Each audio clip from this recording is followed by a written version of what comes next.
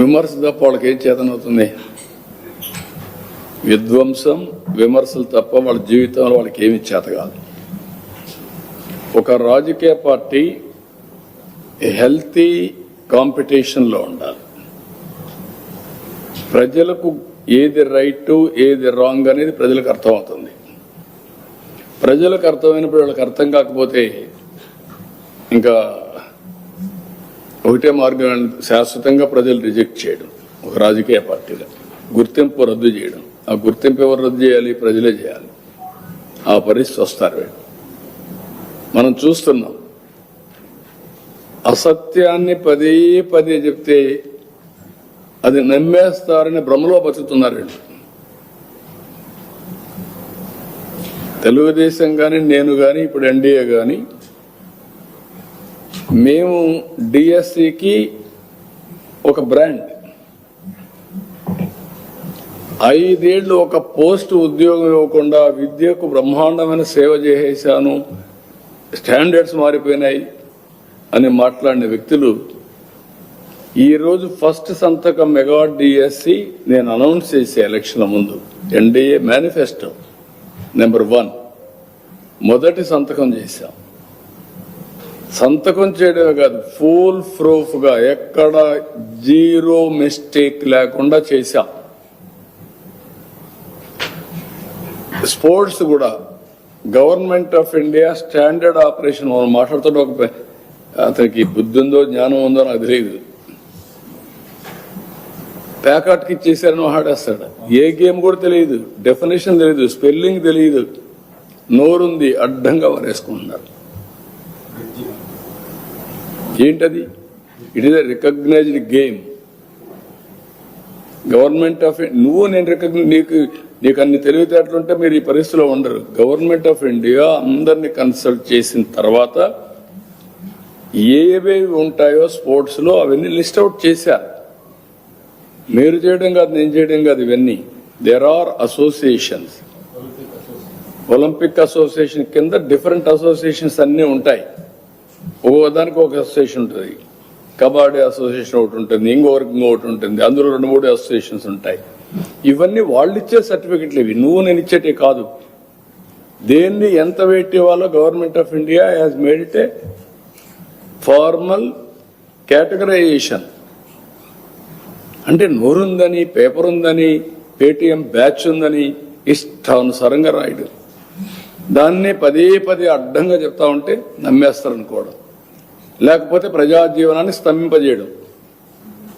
వీళ్ళు చేసే పనికిరాని దద్దమ్మ పనులకి ప్రజలు పెనలైజ్ కావాలి ఎక్కడికక్కడ.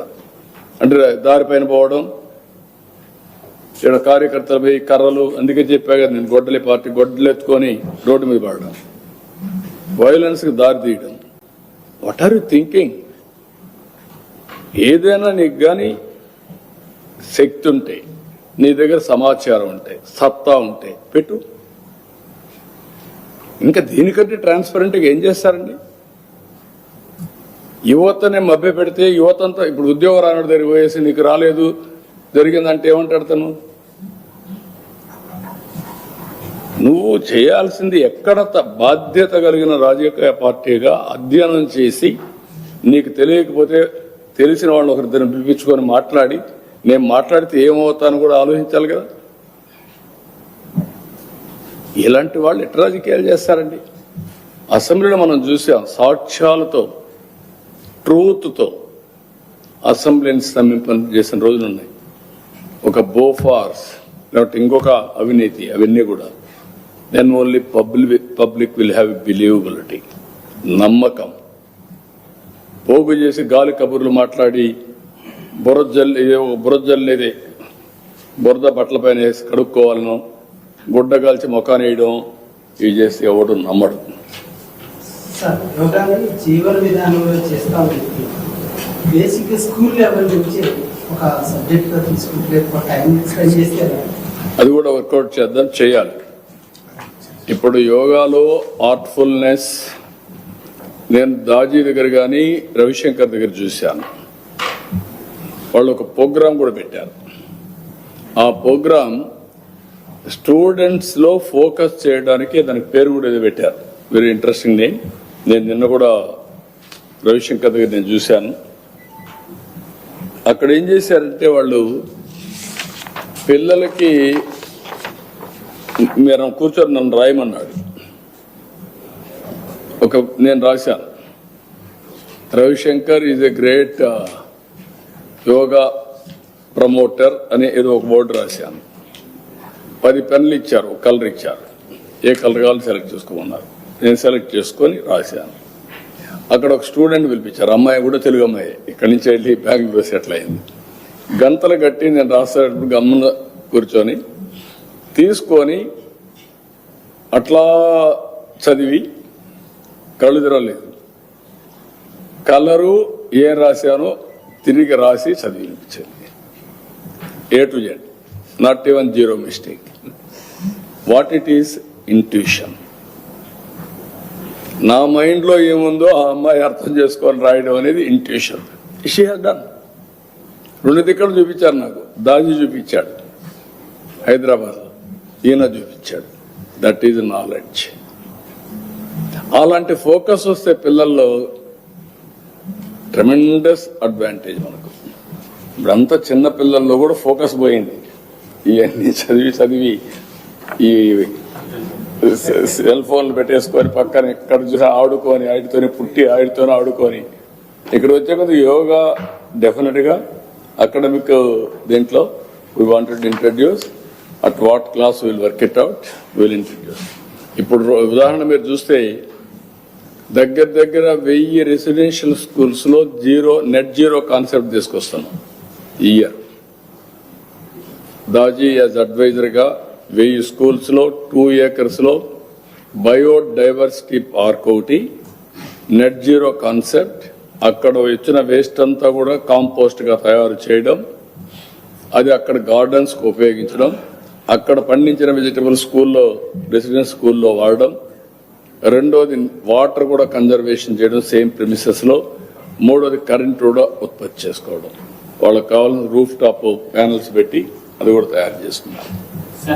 లాస్ట్ ఇయర్ యోగాంధ్ర నిర్వహణ మీద ఏదైతే ఋషికొండ ప్యాలెస్ నిర్మాణానికి కాంప్లెక్స్ ఖర్చు పెట్టి ఎక్కువ ఖర్చు పెట్టాలని విమర్శలు అమరావతి వేదిక చేస్తున్నారు. అందుకంటే అమరావతి నిర్మాణం ఎక్కువ ఖర్చు విమర్శలు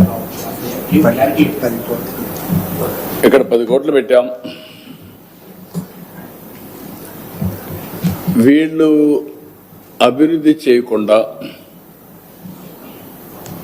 ఇలాంటి ప్రజారోగ్యం పైన కాన్సన్ట్రేట్ చేయకుండా కనీసం హాస్పిటల్ కట్టకుండా నేను బెంగళూరు పంపిస్తా, చెన్నైకి పంపిస్తా, హైదరాబాద్ హాస్పిటల్కి ఇస్తానంటే ఎక్కడ న్యాయం? అది డెవలప్మెంట్ అనేది మనం చేసే విధానాలపైన, మన అలవాట్లు మార్చే ప్రక్రియ పైన ఆధారపడతాయి. ఈ 10 కోట్లు దానిపైన కూడా విమర్శించకుండా ఉంటారని నేను అనుకోవడం లేదు. అందుకే గొడ్డలి పార్టీ ఉంది. వాళ్ళ మరికి విధ్వంసం చేస్తే విమర్శించరు. ఏ కన్స్ట్రక్టివ్ యాక్టివిటీ అయినా దానికి చిల్లులు పెట్టడం, వక్రంగా వక్రీకరించడం, ఇష్టానుసారంగా మాట్లాడడం, నోరు బారేసుకోవడం వాళ్ళకి అలవాటు అయిపోయింది. దాని గురించి ప్రజా చైతన్యం తప్ప వేరే మార్గం లేదు. అదే పద్ధతిలో పోతున్నాం. దానికి లాజికల్ గా తీసుకెళ్తాం. నో కోసం కాంప్రమైజ్.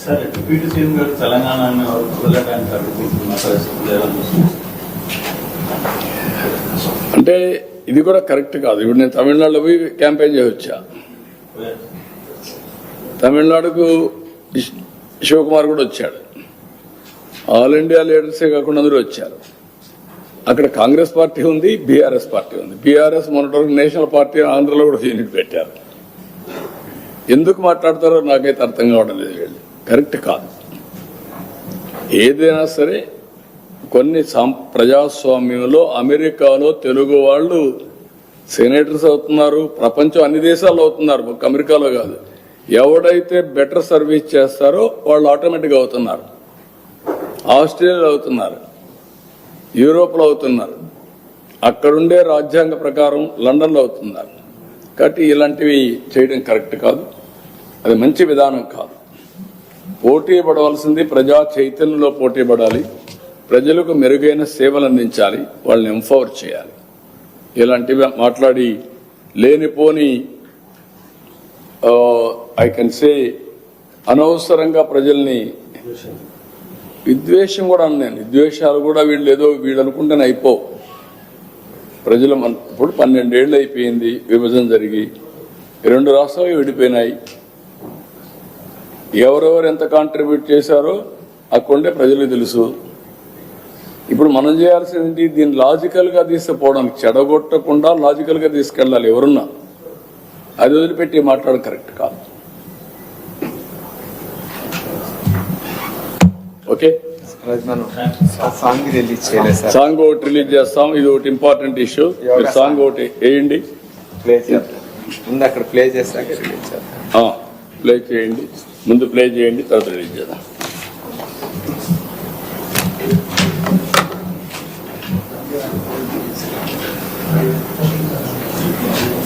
వీళ్ళు కొంతమంది ప్రైవేట్ వాళ్ళు వచ్చేసారు. ఇది I'm very happy. Ashok Kumar గారు, అశోక్ కుమార్ ఇక్కడే ఉన్నాడు, ఆయనే చేశాడు.